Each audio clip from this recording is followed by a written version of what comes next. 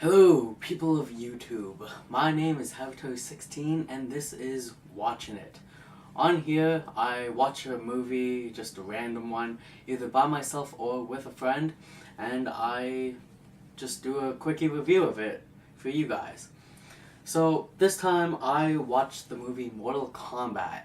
This movie is from 1995 and it's supposedly based off of the semi-popular game series Mortal Kombat.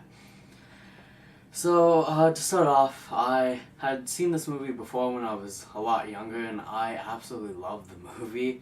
Watching it again, I find that I definitely liked it a lot more as a little kid than I did nowadays, but I still personally really like the movie, although I find that everyone I've ever talked to who has seen this movie does not share the same thought. I hear a lot that it's like a horrible movie and all that, but you know what? Personally, I liked it. Things I kind of liked, definitely.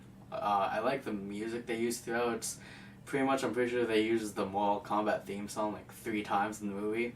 I did not care, because that theme song just, it gets my blood going.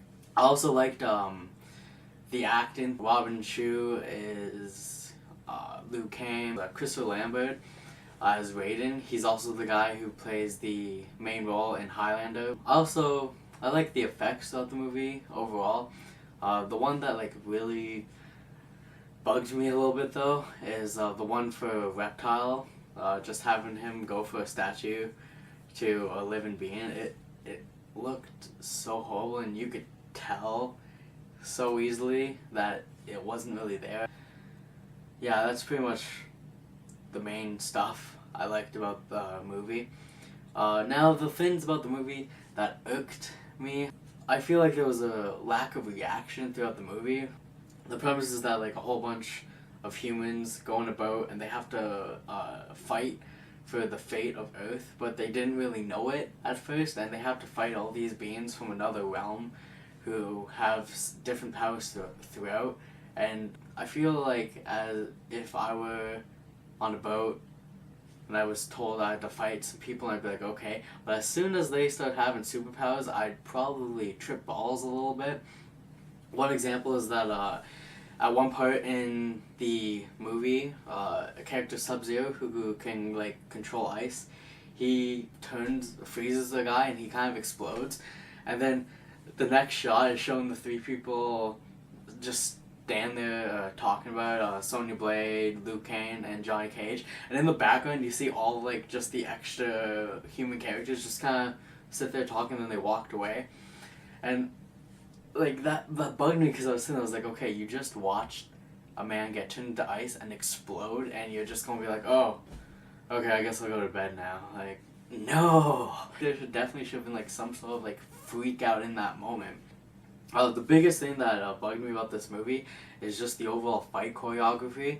It's pretty terrible. Like, it took me away from the fights because they just did not look believable and they were so slow paced at some parts. Like, they slowed down the action unnecessarily throughout. I feel like they overused that.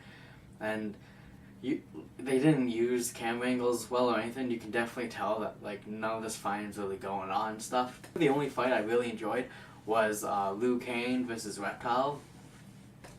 They used a song for that one. It's not one of the ones they used the Mortal Kombat theme song for, and I just loved that song, that fight and song combination together, and it was awesome. Okay, and last thing I'm going to talk about, potential spoiler. I'm going to put on this hat. This is my spoilers hat here, just so people know I might be getting with a spoiler. Okay, Johnny Cage has to fight Scorpion, and they get transported to some random place that you had never seen before. Scorpion kind of just like teleports them out of there, and it gives no context as to after Johnny Cage defeats Scorpion, how he like gets out of there. Personally, they kind of should have, because it was just misplaced, I'll say. And then like they did a shot where after Scorpion kind of explodes a bit, this paper comes out that says, "To my greatest fan, Johnny Cage," and I was like, what the fuck is that about? You know? I'm